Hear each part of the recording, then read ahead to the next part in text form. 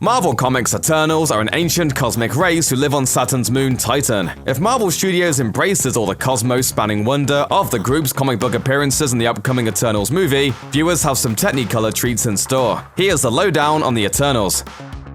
The Eternals were created by comics legend Jack Kirby in 1976. They're an ancient race of super beings who have long protected Earth from evil, specifically the rule of the treacherous Deviants. The original Eternals series tells a meticulously plotted tale and was created with an ending in mind. Unfortunately, Kirby never reached his intended finale. The Eternals was axed at issue 19, before Kirby had a chance to wrap up all of the existing plot threads. It lingered unfinished for a while, until writers Roy Thomas and Mark Gruenwald used a storyline that ended with Thor issue 301 to wrap up the tale of the Eternals' cosmic crusade. We're glad the story ended up resolved, but we'll always be wondering what it could have looked like if Kirby had a chance to finish the series as he intended.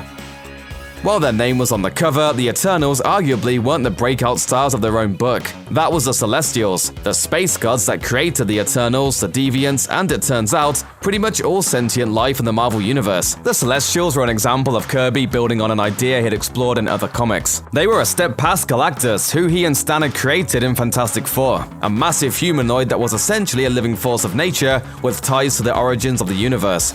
Even their designs were similar, clad in Kirby's trademark elaborate armor. But while Galactus had a recognizable human face, the Celestials were completely covered by their armor, making them far more unknowable. The Celestials were defined by the ongoing life creation experiment that they've been tinkering with for billions of years, with names that indicated their function. Gamemnon the Gatherer, for example, was charged with acquiring samples of life from across the universe. Erishem, the Judge, would determine whether a planet's population would live or die once the experiment had run its course. And Exeter, the Exterminator, well, you can guess his job. While characters like Icarus have often been overlooked, the Celestials were woven into the fabric of the Marvel Universe, with connections to everything from the X-Men to the Infinity Stones. The Avengers have even set up a headquarters in a building made from the body of a long-dead Celestial. You can't create a team of superheroes without giving them proper antagonists. There must always be a Loki for every Thor, and Kirby knew this good and well when approaching the Eternals, so he gave them the Deviants. When the Celestials created the Eternals, they also created the Deviants, a horrifying race of creatures that are physically the opposite of the beautiful humanoid Eternals. The two species are caught in a constant war between one another, with the Deviants forming a sort of natural opposition. No deviant mutation is repeated in their species, so each physical anomaly or superpower is unique to the Deviant who possesses it. They are effectively mutations of the Eternals. Thousands of years ago, the Deviants resided on Earth and conquered much of early humanity. The Eternals ended their reign, though Deviants still live on Earth to this day and clash with Eternals regularly. Kirby's stories were often more inspired by timeless literary classics than they were by other comics. His Thor stories are very much Shakespearean, while the Fantastic Four draws heavily from sci-fi literature and classic monster movies. It only makes sense that he'd carry that ethos into creating the Eternals. Kirby is on the record as naming two novels as primary influences on the series. The first is sci-fi master Arthur C. Clarke's Childhood's End. This novel in particular influenced Kirby's interpretation of the Celestials as well as a Unimind, a massively powerful composite of several Eternals. He also drew heavily from Eric von Daniken's Chariot of the Gods, a non-fiction book that posits the idea of alien gods. It's proof that the best way to tell great stories is to draw inspiration from a wealth of sources, not just the medium or genre in which you work. It makes sense that the filmmakers behind the MCU would bring the Eternals into play. They already have a tie to the world at this point. Eternals such as Starfox, Sersi, and Makkari can already be easily introduced to the world through their family's presence in the MCU, in the form of the Mad Titan himself, Thanos. I am inevitable.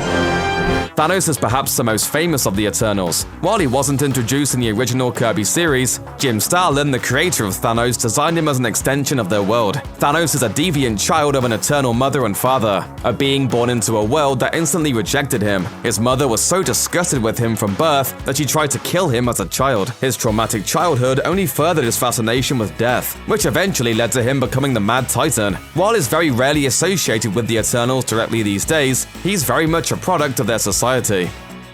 The Eternals' relationship with their creators, the Celestials, is a bit turbulent. They've at times found themselves on opposing sides of the battlefield. The Celestials, being giant, omnipotent, immortal beings, are pretty hard to take on in battle. So it makes sense that, on what may be the most famous occasion during which the two races came to blows, the Eternals didn't go at it alone. Who better to take on the Eternals than another race of gods? The Eternals offered their aid to the forces of Asgard when the two sides found themselves at odds with the Celestials. The Eternals formed the Unimind, which is kind of like an eternal Megazord, while Odin possessed the Destroyer armor and enlarged it to be the size of the Celestials. Kind of like Ultraman. It might not get the recognition the Avengers and X-Men do whenever they join forces, but we think it's one of the cooler moments in the history of the Eternals. A bunch of giant, mega powerful space gods and robots duking it out is a pretty solid story as far as we're concerned. Thanos and his brother Starfox are just about as polar opposite as they could be. Thanos is a massive purple death-worshipping supervillain. Starfox, on the other hand, is a conventionally attractive ladies' man who typically fights on the side of good. His hair is always perfect. That being said, Starfox is far from squeaky clean. His rather appropriate real name is Eros, the same name as the Greek god of love, and his superpower allows him to manipulate emotions, especially romantic ones, which has occasionally got him into legal trouble. He's specifically put on trial for harassment after a married woman claimed to use his powers to seduce her. His lawyer in the case is none other than Jennifer Walters, better known as She-Hulk. It's a story that could be taken as a one-note joke, but instead becomes a genuinely compelling look into the ethics of Starfox's powers. It comes to light that he's used them to not only make people attracted to him, but to influence the feelings of others. He's responsible for Walter's marriage to John Jameson, and is briefly convinced that he triggered Thanos' initial infatuation with death. The story ends with Starfox agreeing to have his powers shut down, so that he won't be able to hurt anyone else with them. There's something about super speed that just feels right. It's not too complicated, it doesn't make the user omnipotently powerful, it's perhaps the most perfect superpower. As such, it makes sense that there are so many comic book superheroes and villains that run really fast. Marvel alone has Quicksilver, Wizard, and among others, Makkari, a member of the Eternals family. But even he's not the fastest out there. An issue of Quasar, written by Mark Grunwald, features a grand race between all of the speedsters in the Marvel Universe, including Makkari. The one that comes out on top, however, isn't a character we've seen before. He's an amnesiac from a different universe. Even he doesn't remember his real name, though he seems to recall it being something like Buried Alien. This issue came out just after DC Comics' The Flash, also known as Barry Allen, had perished in Crisis on Infinite Earths. Grunwald very clearly introduced Buried Alien as an homage to the character.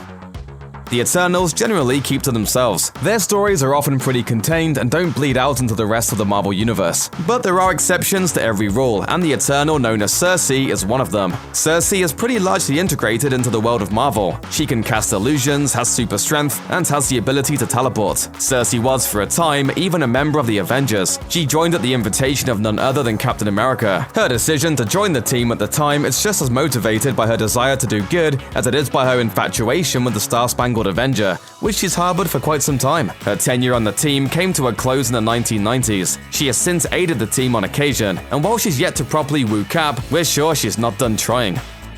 Ultron has been a thorn in the side of the heroes of the Marvel Universe for decades. Fueled by an abject hatred of humanity, the evil robot's sole mission is the extermination of humanity. So what happens when Ultron is introduced to the power of love? In the graphic novel Rage of Ultron, we see what happens when Starfox's emotion manipulation powers meet the robot menace. In the story's finale, Ultron and his creator, Hank Pym, have merged into a singular being prepared to wipe out humanity once and for all. Starfox is able to defeat them by using his powers to introduce love into the equation. The encounter takes Ultron and Hank back to the moment the robot was activated and makes both of them reevaluate it, recognizing their love for each other as a sort of father and son. I wanted to show you I don't have anyone else. Ultron's introduction to love is enough to get him to back off and banish himself into the depths of space. Starfox's powers may make him a weird creep sometimes, but they've also managed to save the world at least once. When it was announced in April 2018, Eternals was one of the more surprising entries in Phase 4 of the Marvel Cinematic Universe, but there was a hint of what was to come all the way back in 2014, with a brief cameo in another surprising Marvel movie. In Guardians of the Galaxy, when the Collector is explaining the Infinity Stones, we get an unmistakable glimpse of a Celestial using the Power Stone to eradicate the population of some unfortunate planet. Nowhere is the severed head of a Celestial, and Ego identifies himself as a Celestial in Guardians Volume 2. I'm what's called a Celestial, sweetheart. A celestial like a god?